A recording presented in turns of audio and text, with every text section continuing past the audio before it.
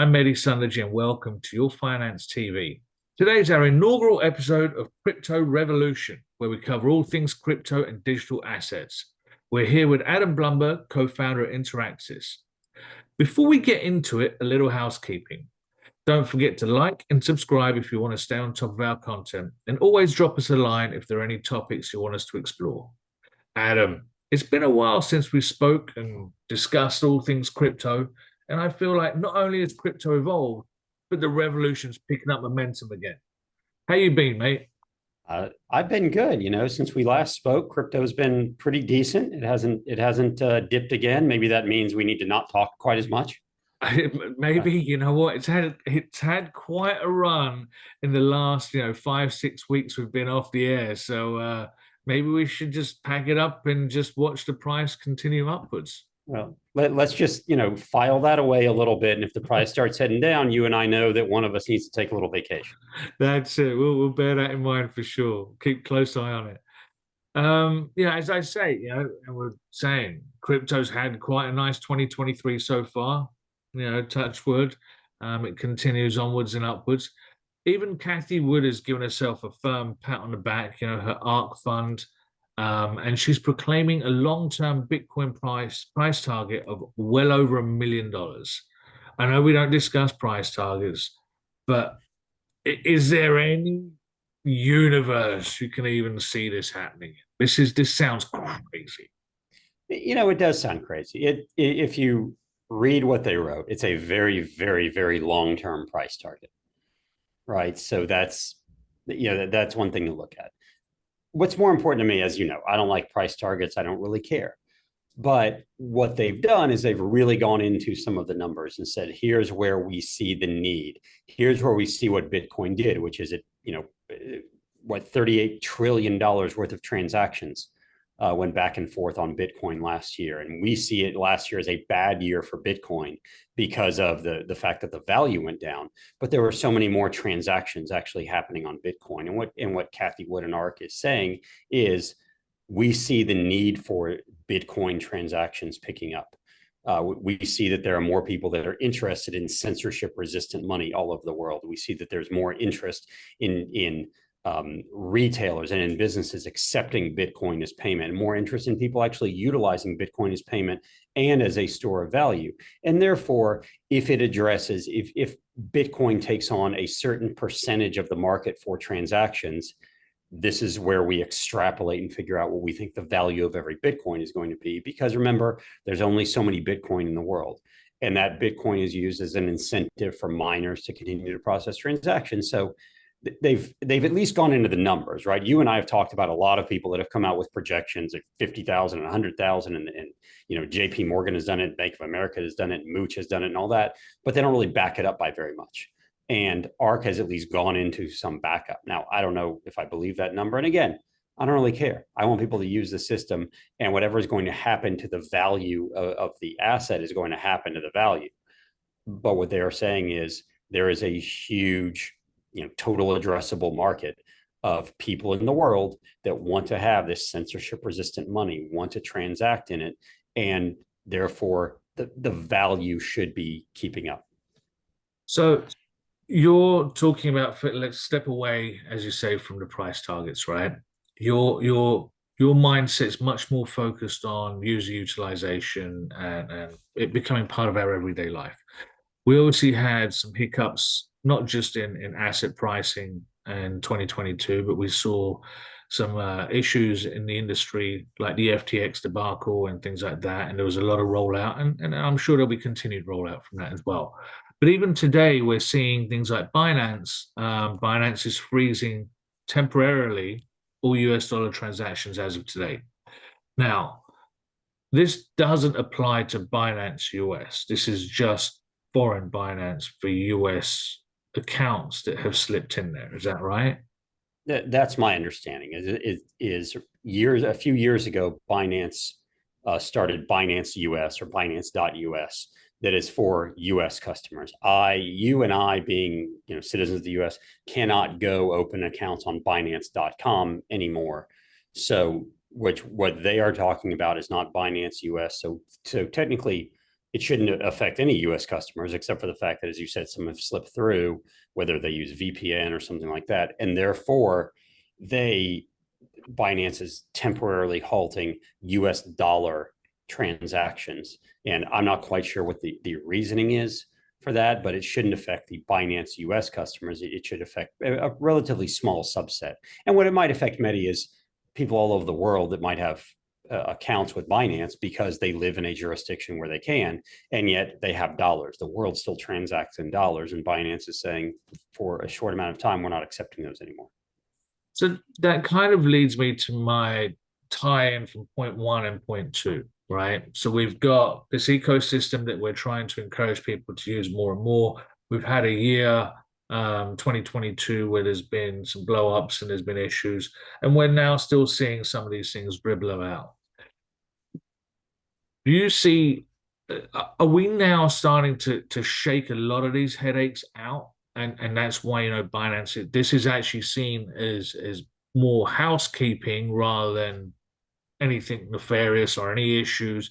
Binance is actually just, saying, okay, you know what, these guys have slipped through, we restrict it, we clean it up, we move it back, and we move on with our clean universe of Binance.com, Binance.us, and then we can continue to the next stage. And we're going to instill more and more faith in the system in our users. It seems like that might be part of it. Like you said, it's a good time for them to be cleaning up, right? Beginning of the year, that's when we all do a little bit of cleanup around our houses. So it seems like maybe they're doing a little bit of cleanup. And you're right, Mehdi, there was so much fallout between Celsius and Voyager and FTX and everything last year that Binance, being, without a doubt, the biggest exchange in the world, the biggest crypto exchange in the world, certainly doesn't want to have any issues like they have. They certainly don't want to run afoul of the US government any more than they already have. And so, this is probably just a bit of housekeeping, maybe get some of those accounts out, some of the US citizen account holders out of there, and then maybe get back to business as usual. So business as usual. Let's talk some regulation, shall we? Of course. The SEC, Gary Gensler, they've basically penciled in that the SEC has crypto on its agenda in 2023. Right. We've been hearing a lot of things. Obviously, I'm not even talking about approving an ETF or any of this type of thing. What do you think those types of comments mean from the SEC? Well, it's not only the SEC, right? There's the SEC. The Fed has basically said we're not going to allow banks to transact in crypto for the time being. The SEC and the I think the Department of Labor have come down again and said we're really, really, really sternly telling you not to put crypto in retirement accounts. So there seems to be this real backlash from the U.S. government against crypto right now, and what it tells me is a lot of people are highly against it. I think there's a lot from the FTX fallout. The fact that Sam Bankman-Fried gave so much money to so many lawmakers that now it can't be seen like they were getting preferential treatment, like the crypto was getting preferential treatment. I think that's a part of it. And I think a part of it is the government, many members of the government, many regulators, this is the time to strike, right? Crypto's down. It has poor sentiment right now, I think, because of FTX and the fallout, because the price has gone down so much. So if there's a time to strike and try to get your regulations in place and try to try to enforce what you want to enforce and regulate what you want to regulate, this is probably the time to do it, right? There's not nearly as much money flowing in from crypto, and therefore you don't have this issue of taking something away from the people that they really want. Right back in 21, when everyone was buying pictures of monkeys and all sorts of DeFi tokens, that was a hard time to take things away. Right now, people don't care as much, so it's a lot easier to take it away. It's a lot easier to regulate it. I think that's a big piece of it.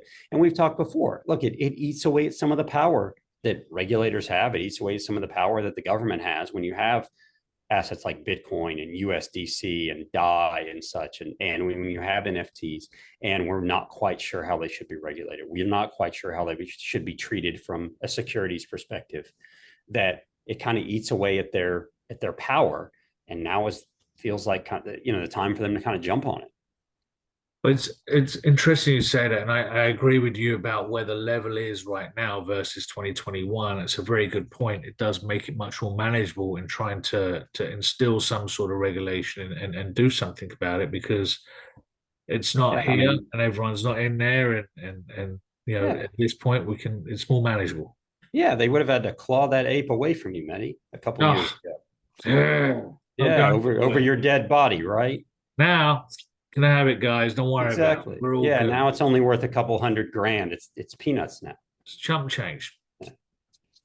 Um, And then you've got comments from our old friend Charlie Munger. While things are down, he's trying to put his foot on the throat of crypto, I guess. The old 99-year-old guy is sitting there and calling for a ban like China on anything crypto. Good for him, but he's throwing his 2 cents in the pot. And then on the flip side, thankfully, we have the likes of JP Morgan. They actually did a recent survey highlighting that I don't know who the survey base was. It could be 3 people, it could be 3 million people. I have no idea. Hopefully, it's closer to 3 million versus three. But they see the results showed that crypto and blockchain were looking to be much more mainstream in 2023. And I think this is all great. I feel like I'm seeing it now. I don't feel like anyone's discussing, you sit there at the dinner table with your in-laws who are a little bit older, and the questions are much more, I don't want to say trusting, but less non-trusting about Bitcoin and Ethereum and what these things are. And they're much more inquisitive about how they can look at things, how they can learn about these things. It's not just, oh, it was used for selling drugs on that dark web. Like those comments have kind of disappeared a little bit now, I feel.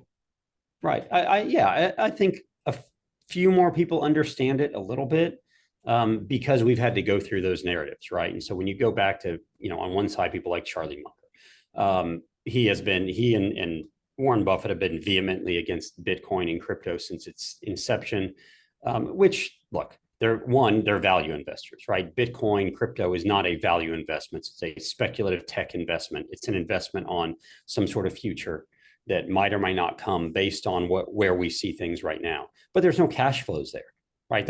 They invest in cash flows. They invest in the past, right? They invest in looking at business and going, what have they done from a cash flow perspective from here on, from some point in history till now, and do we think projecting that they can do that again, and therefore we're willing to pay a certain price? Bitcoin, crypto, none of it has that, and so it doesn't make sense.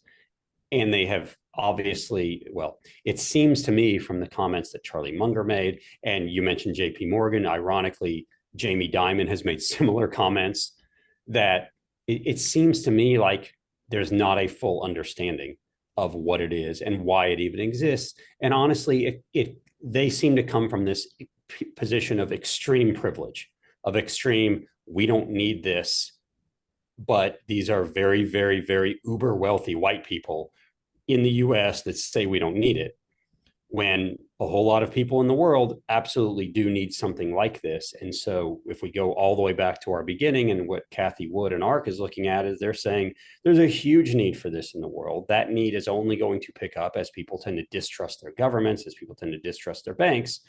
And therefore, yes, there is a need for it. And, the throwing in, we should ban it just like China does, is a little bit silly. Like it's a little bit silly for us to say we should do anything just like China does. Yeah, but also China's got their flip side with the digital yuan as well. So it's not like theirs is almost a ban of Bitcoin because they can't control it, right? And they want Right. to get the data and the utilization aspects and everything from that and under their control, which they can't do with Bitcoin. Right. So their argument for banning it is completely different for the comments that Charlie Munger's throwing out there. And as you say, there's countries where this is beneficial. We saw Venezuela. I know that they went in knee deep at probably the wrong price in Bitcoin, but they're plugging away. But from a utilization perspective of money flows, it's probably helped them technology wise Yeah. to a degree. And now we're seeing the likes of Nigeria. Nigeria, they have scarcity issues with fiat currency. What are they doing? They're turning to Bitcoin because it's there. and they know it's not going to just disappear. They're not going to have issues with getting the actual fiat currency. Like they can transact if they can transact in Bitcoin, they can transact. It's as simple as that. So it's Exactly. there's no roadblocks, and this is your point. It's about utilization. Exactly. And our biggest problems here with Bitcoin is the price went down, right? Like someone told me the price was going to be 50,000 and here it is at 25,000. And I feel bad about that. And that's what we're trying to protect investors from. In Nigeria, they literally don't have enough money. They had to trade in their old fiat currency for their new fiat currency, and there's not enough of it. And therefore, they can't actually do business. They can't actually go about their lives. That's a much bigger problem than, oh no, the price of my asset fell, right? It's So that's what we see as utilization around the world. And that's where I say people like Jamie Dimon and Charlie Munger don't seem to understand that they have this extreme privilege that a lot of people in the world don't have. And there's a need for Bitcoin. And whether you think it has value or not doesn't really matter. There's still a need for it. and as an aside, and I'm getting some of these numbers wrong, so I apologize in advance. We have a provider we worked with called Gary Broad, Deep Knowledge Investing. He's a world traveler. He's all over the place, and he digs in really deeply into the communities he goes to. He's currently in Argentina, and he was sending some updates from Argentina about how crazy inflation is at the moment. And inflation rates are, let's say they're 90, 95%, which is insane. Wage increases are maybe 40, 50% trying to keep up with it. You're getting, let's say 60% interest rates in the bank. But no matter what you do, your currency just isn't worth what it was this time a year ago or 6 months ago or 6 weeks ago. Right. And you don't know what's going to happen in 6 months, 6 years, whatever it is. For someone like them, a use case, they're not going to care about 5, 10% moves in Bitcoin, right? They just know that there's a stable currency that they can transact in. Their money could just be done. Yeah, and they're look, Argentina is one of the biggest users of decentralized finance and stable coins, right? They hold a lot of USDC and DAI because they're worth $1. Because Yeah. again, if even if the Argentina, even if I think their peso devalued by 95%, it's 95% against the dollar. So if they're holding dollars, they're okay. But they can't hold dollars, so they hold USDC or they hold DAI. There's a reason that all of this exists.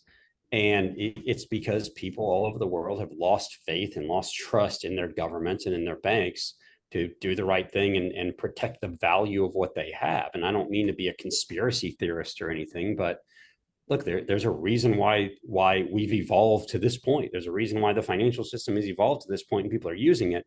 They're not everyone in the world is using it to try to speculate on NFTs or tokens or anything like that. A lot of them are using it because they actually have to use it. I spoke with yesterday a gentleman in Turkey of all places, right? They had some, it was bad. This like their earthquake was bad, and we hope they all get better. But I spoke to a gentleman there who's teaching courses there, and he's like, we absolutely need this. We need crypto because we can't necessarily trust our government to do the right thing with our money. And they have a big need. So it happens all over the world. And then for people that have this extreme privilege to say we should ban it all shows that they're kind of out of touch with what else is happening in the world. But it's not necessarily just extreme privilege. It's also lack of education and the wider implications of why these things are being adopted. So it's exactly, and we want to make sure we know, like Charlie Munger is one of the greatest investors of all time. So it's not that he's ignorant about everything. It's not that he's stupid. It's not that he's losing it at 99. It's the fact that he's obviously has not been properly educated about this technology, and that's what it is, a technology. And look, Berkshire Hathaway, Warren Buffett, Charlie Munger were famously incredibly anti-internet in the late 90s, right? They thought it was ridiculous and they thought no one would use this. And lo and behold, then they have a huge chunk of Apple stock later. So they wait for it to be in there. The problem, as I've told you before, is people they preach like it's the gospel. They preach like whatever they say is the rule, is what should happen. And in reality, it's just an opinion. yeah, absolutely. I couldn't agree more. And you mentioned in that last statement a lot about trustworthiness of governments and about adoption and all this type of stuff. Let's roll into our final topic of the day, the metaverse. And speaking of a trustworthy group, the Saudi Arabians seem to be single-handedly keeping the metaverse universe going by investing in Sandbox. Where is this going?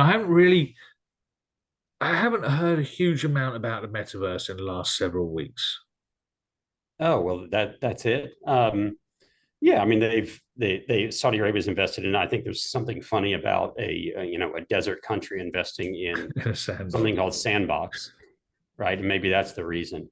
But look, they're they're kind of trying to stake a claim a little bit and say like we're here. If I'm not quite sure what they're going to do with it, but I like kind of the risk taking. I like the pioneering. I like stepping out there and going, look, we're going to do something a little different. The rest of the world has been going one direction. We might be going another. And maybe they're going to say, look, we're going to offer crypto services in here, or we're going to offer, trading. We're going to allow people to come together in this sandbox metaverse virtually and transact. It can be seen, the metaverse maybe is a little bit like the internet was at one point, where we thought it was odd that people would transact over the internet and not do it over the phone, or not do it in person, or not do it through the mail. And now I can't imagine I can hardly imagine actually buying things in person now. Everything is bought through Amazon. That's how we do everything. I mean, and these are things that I could probably go to the store and buy in 5 minutes, but I'm like, no, I'm just going to buy it on Amazon because I can do it on my phone. Maybe that's what the metaverse is going to be, and Saudi Arabia is going to be ahead of all of us. I don't know. Look, it's not like they don't have money. They have plenty of money to go risk on this. So if we go, look, they've invested a lot of money in Sandbox. For them, it's such a minuscule amount of what they have that it's probably totally worth the risk. It'll be interesting to see how it all pans out because I feel like the conversations have dwindled a little bit on the metaverse. Obviously, Facebook was or Meta was running the charge on that, and it's been a little bit quiet from their side. They've been putting out fires internally on other things, but we'll keep an eye on it. We'll see how this all pans out because as you say, it is interesting to see how this will evolve, how it will be adopted, not just in Saudi Arabia, but on a global basis, because obviously that's what it's supposed to do. Exactly. And look, when it's quiet, it's when the building happens. This is when people are in there. And I know, like I'm chatting with people all the time that are building some really cool stuff, whether it's DeFi, crypto exchanges, advisory firms, all sorts of things that they're building. And some of it is metaverse and NFT and Sandbox.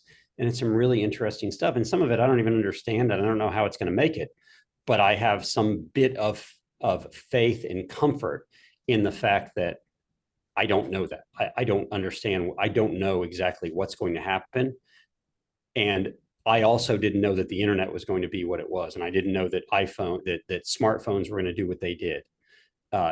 So I'm not the visionary here. I'm not the one who says, oh, of course the metaverse is going to make it. Maybe it will. And maybe it takes maybe it takes Saudi Arabia. Maybe it takes JP Morgan, which by the way has been involved in the metaverse. Maybe it takes organizations like that to push it and figure out where it can go. Well, let's see where it all goes. But what I will say on an old technology, we have a curse jar at home and we ran out of cash in the house, or I ran out of cash and I had to go to the bank and I couldn't even find my cash card. It was a disaster. I couldn't remember the last time I had to go to a bank to go get cash. It's been well over 2 to 3 years probably. So that's where I am now. I'm going backwards to try and fund a curse jar to appease my children. So, well, that says a little bit about how much you've been cursing, Mehdi. It's been aggressive. So I'm paying the price for it now. But on that note, Adam, really appreciate your time today. It's great to be back, pal. You're great to be back. Thanks for having me on again, Mehdi, and Happy New Year. Happy New Year. Are we allowed to say that in February? I think we might pass that note, but Happy New Year, my friend. 2023 is going to be a good one. It's going to be a great one. Thanks, Mehdi. And I want to urge our viewers to check out Adam's course on digital assets and crypto education. You can see a website down there, Interaxis. So go and check it out and you'll learn more about everything available. The website down there, and don't forget to subscribe to Your Finance TV. I think that's probably down there. So get it done, and we'll be back next week with more about crypto revolution. Until next time, good luck investing.